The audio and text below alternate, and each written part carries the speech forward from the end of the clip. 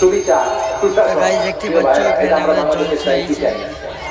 এই যে অরাজকতা, এই যে অন্যায়, এই যে জুলুম, এই যে ইনকনসিস্টেন্সি সমাজের অসঙ্গতি, প্রধান কারণ জাস্টিস নাই।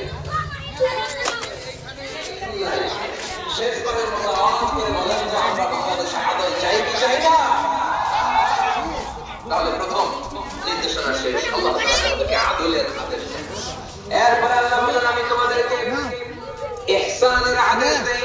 ইন্নাল্লাহ ইয়া'মুরু বিল আদলি ওয়াল ইহসান।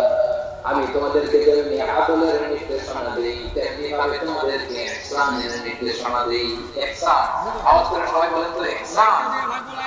ইহসান মানে কারো প্রতি সফট হার্টেড হওয়া, মহানুভব হওয়া, অনুগ্রহ পরায়ণ হওয়া, অনুগ্রহশীল হওয়া, একে অপরের প্রতি দয়াদ্র হওয়া।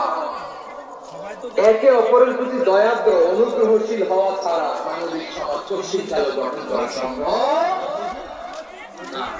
প্রিয় ভাইরা, সুন্দর আচরণ দিয়ে, ইহসান দিয়ে যা জয় করা যায়, নরম আচরণ দিয়ে যেটা অর্জন করা যায়, কঠোরতা দিয়ে সেটা করা যায় না। বিষ্ণু ইসলাম ইহসান তো বন্ধু দেখাই যাচ্ছে, দেখতে পাচ্ছ তার অনুগ্রহ দিয়ে এই অনেক কাফির হৃদয়কে জয় করেছেন।